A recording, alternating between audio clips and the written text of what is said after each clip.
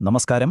ലോകത്തിലെ ഏറ്റവും ശക്തമായ സൈനിക സഖ്യം നാറ്റോയെക്കുറിച്ച് നമ്മൾ ഒരുപാട് കേട്ടിട്ടുണ്ട്. 32 രാജ്യങ്ങൾ, ഒരൊറ്റ ഉറപ്പ്: ഒരാൾക്ക് നേരെ ആക്രമണമുണ്ടായാൽ എല്ലാവരും ഒരുമിച്ച് തിരിച്ചടിക്കും. ഇതാണ് നാറ്റോ. പക്ഷേ ഈ സഖ്യം എങ്ങനെയാണ് രൂപപ്പെട്ടത്? എന്താണിതിൻ്റെ യഥാർത്ഥ ശക്തി? നമുക്കൊന്ന് വിശദമായി നോക്കാം. ഒരാൾക്ക് നേരെ ആക്രമണമുണ്ടായാൽ അതെല്ലാവർക്കും നേരെയുള്ള ആക്രമണമായി കണക്കാക്കും. ഇതാണ് നാറ്റോയുടെ അടിസ്ഥാന തത്വം. കേൾക്കാൻ വളരെ സിമ്പിളും പവർഫുളുമായി തോന്നുന്ന ഈ വാഗ്ദാനം ശരിക്കും എന്താണ് അർത്ഥമാക്കുന്നത്, അതെങ്ങനെയാണ് പ്രവർത്തിക്കുന്നത്, നമുക്ക് നോക്കാം. ഈ ഒരൊറ്റ ഉറപ്പാണ്, ഈ വാഗ്ദാനമാണ് നാറ്റോയെ മറ്റേത് സംഘടനയിൽ നിന്നും വ്യത്യസ്തമാക്കുന്നതും ഒരു ഉരുക്കുകോട്ട പോലെ ശക്തമാക്കുന്നതും. പക്ഷേ എന്തിനാണ് ഇങ്ങനെ ഒരു സഖ്യം ഉണ്ടാക്കേണ്ടി വന്നത്? അതിൻ്റെ ഉത്തരം കിട്ടണമെങ്കിൽ നമ്മൾക്ക് കുറച്ച് പുറകോട്ട് ചരിത്രത്തിലേക്ക് പോകേണ്ടി വരും. നാറ്റോയുടെ കഥ തുടങ്ങുന്നത് രണ്ടാം ലോക മഹായുദ്ധത്തിന്റെ ചാരത്തിൽ നിന്നാണ്. യുദ്ധം യൂറോപ്പിനെ ശരിക്കും തകർത്തെറിഞ്ഞു. പക്ഷേ ആ നാശത്തിന്റെ നിഴലിൽ പുതിയൊരു ഭയം പതുക്കെ പടർന്നു പിടിക്കാൻ തുടങ്ങിയിരുന്നു. നോക്കൂ, 1945 യുദ്ധം അവസാനിച്ചെങ്കിലും യൂറോപ്പിൽ സമാധാനമൊന്നും വന്നില്ല. സോവിയറ്റ് യൂണിയൻ കിഴക്കൻ യൂറോപ്പിൽ അവരുടെ സ്വാധീനം ഉറപ്പിക്കുകയായിരുന്നു. 1948 ചെക്കോസ്ലൊവാക്യയിൽ ഒരു കമ്മ്യൂണിസ്റ്റ് അട്ടിമറി നടന്നതോടെ പടിഞ്ഞാറൻ രാജ്യങ്ങൾ ശരിക്കും ഭയന്നു. അടുത്തത് തങ്ങളാണോ എന്ന ഭയത്തിൽ നിന്നാണ് 1949 വാഷിംഗ്ടൺ ഉടമ്പടി ഒപ്പുവച്ചതും നാറ്റോ രൂപം കൊണ്ടതും. അപ്പോൾ ഈ ഭയത്തെ എങ്ങനെ നേരിടാം? ഉത്തരം വളരെ ലളിതമായിരുന്നു: കൂട്ടായ പ്രതിരോധം, അഥവാ കളക്റ്റീവ് ഡിഫൻസ്. അതായത്, ഞങ്ങളിൽ ഒരാളെ ആക്രമിച്ചാൽ അത് എല്ലാവർക്കുമെതിരായ ആക്രമണമായി കണക്കാക്കും. ഈ ഒരൊറ്റ ആശയത്തിലാണ് നാറ്റോ കെട്ടിപ്പടുത്തത്. ഈ ആശയത്തിൽ വിശ്വസിച്ച് 12 രാജ്യങ്ങൾ കൈകോർത്തു.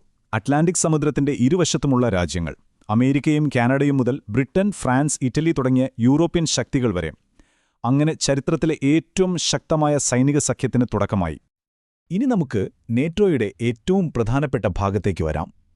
ഈ കൂട്ടായ പ്രതിരോധം എന്ന ആശയത്തിന് നിയമപരമായ ഒരു പിൻബലം നൽകുന്ന ആ ഉടമ്പടി, ആർട്ടിക്കിൾ 5. ഇതാണ് നാറ്റോയുടെ ആണിക്കല്ല് എന്നു പറയാം. ഈ വാക്കുകളുടെ ശക്തിയൊന്ന് നോക്കിക്കേ. ഒരാൾക്കെതിരായ ആക്രമണം എല്ലാവർക്കുമെതിരായ ആക്രമണമാണ്. ഏതൊരു ശത്രുവിനും ഇതൊരു വ്യക്തമായ സന്ദേശമായിരുന്നു. നാറ്റോയിലെ ഒരു ചെറിയ രാജ്യത്തെ ആക്രമിച്ചാൽ പോലും നിങ്ങൾ നേരിടേണ്ടി വരുന്നത് അമേരിക്ക ഉൾപ്പെടെയുള്ള ലോകശക്തികളെയാണ്. സത്യം പറഞ്ഞാൽ സോവിയറ്റ് യൂണിയനെ യൂറോപ്പിൽ നിന്ന് അകറ്റി നിർത്താൻ ഈ ഒരൊറ്റ ഭീഷണി തന്നെ ധാരാളമായിരുന്നു.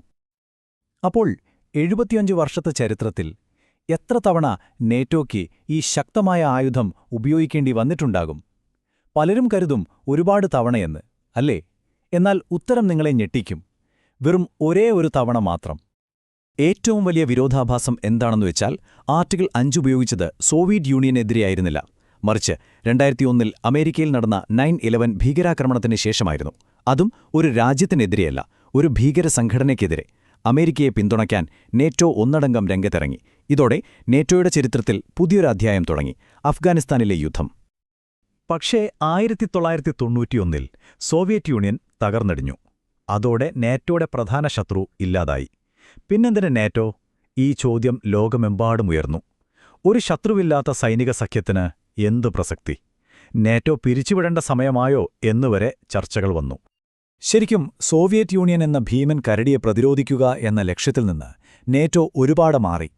ശീതയുദ്ധത്തിനു ശേഷം അവരുടെ ദൗത്യം കുറേക്കൂടി വിശാലമായി.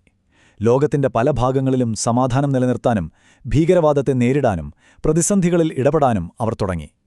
ചുരുക്കത്തിൽ, ഒരു പ്രതിരോധ സഖ്യമെന്നതിലുപരി ഒരു ആഗോള സുരക്ഷാ ശക്തിയായി മാറാൻ അവർ ശ്രമിച്ചു.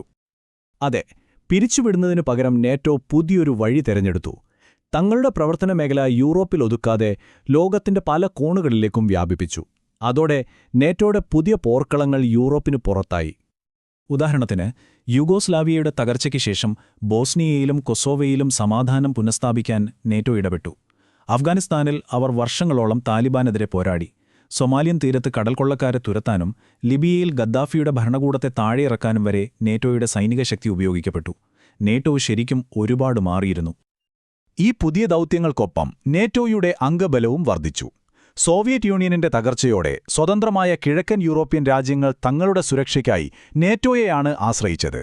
അങ്ങനെ 12 സ്ഥാപക അംഗങ്ങളിൽ നിന്ന് തുടങ്ങി അടുത്തിടെ ഫിൻലൻഡും സ്വീഡനും ചേർന്നതോടെ അംഗസംഖ്യ 32 ഉയർന്നു.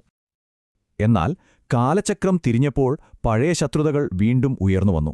അതോടെ നാറ്റോയുടെ യഥാർത്ഥ ലക്ഷ്യം എന്തായിരുന്നു എന്ന ചോദ്യം വീണ്ടും പ്രസക്തമായി. നാറ്റോ തിരികെ ഭൂതകാലത്തിലേക്ക് ഒരു യാത്ര ചെയ്യുകയാണോ? ഇവിടെയാണ് പ്രധാന പ്രശ്നം ഉടലെടുക്കുന്നത്. നേറ്റോയുടെ കിഴക്കോട്ടുള്ള വളർച്ച. പുതിയ ജനാധിപത്യ രാജ്യങ്ങൾക്ക് സുരക്ഷ നൽകുക എന്നതാണ് തങ്ങളുടെ ലക്ഷ്യമെന്ന് നേറ്റോ പറയുമ്പോൾ, റഷ്യ ഇതിനെ കാണുന്നത് തങ്ങളുടെ തൊട്ടടുത്ത് ശത്രുക്കൾ തമ്പടിക്കുന്നതായാണ്. ഈ രണ്ട് വ്യത്യസ്ത കാഴ്ചപ്പാടുകളാണ് ഇന്നത്തെ യൂറോപ്പിലെ സംഘർഷങ്ങളുടെയെല്ലാം അടിസ്ഥാന കാരണം. 2022 റഷ്യ യുക്രൈനെ ആക്രമിച്ചപ്പോൾ ലോകം ഞെട്ടി. അതോടെ എല്ലാവരും മറന്നു തുടങ്ങിയ ആ പഴയ ആശയം, കൂട്ടായ പ്രതിരോധം, വീണ്ടും നേറ്റോയുടെ ഏറ്റവും പ്രധാനപ്പെട്ട കാര്യമായി മാറി. നാളെ ഒരു നേറ്റോ അംഗരാജ്യത്തെ റഷ്യ ആക്രമിച്ചാൽ എന്ത് സംഭവിക്കും? ഈ ചോദ്യം യൂറോപ്പിനെ ശരിക്കും ഭയപ്പെടുത്താൻ തുടങ്ങി. ഈ പുതിയ ഭീഷണി നേരിടാൻ പണം ആവശ്യമാണ്, അല്ലേ? എല്ലാ അംഗങ്ങളും തങ്ങളുടെ GDPയുടെ 2% പ്രതിരോധത്തിനായി മാറ്റിവെക്കണമെന്ന് നേറ്റോയിലൊരു ധാരണയുണ്ട്. പക്ഷേ വർഷങ്ങളായി ഈ ഭാരത്തിന്റെ വലിയൊരു പങ്കും ചുമക്കുന്നത് അമേരിക്കയാണ്. എന്നാൽ യുക്രൈൻ യുദ്ധത്തിനു ശേഷം പല യൂറോപ്യൻ രാജ്യങ്ങളും തങ്ങളുടെ സൈനിക ബജറ്റ് വർദ്ധിപ്പിക്കാൻ തുടങ്ങിയിട്ടുണ്ട്. അപ്പോൾ 75 വർഷം പിന്നിടുമ്പോൾ നേറ്റോ ഒരു നിർണായക ഘട്ടത്തിലാണ് നിൽക്കുന്നത്. ഒരു വശത്ത് റഷ്യ ഉയർത്തുന്ന പഴയ ശീതയുദ്ധകാലത്തെ ഓർമ്മിപ്പിക്കുന്ന ഭീഷണി, മറുവശത്ത് സൈബർ ആക്രമണങ്ങളും വ്യാജവാർത്തകളും പോലുള്ള പുതിയ കാലത്തെ വെല്ലുവിളികൾ. ഈ പഴയതും പുതിയതുമായ ഭീഷണികളെ ഒരുമിച്ച് നേരിടാൻ ഈ സഖ്യത്തിന് കഴിയുമോ?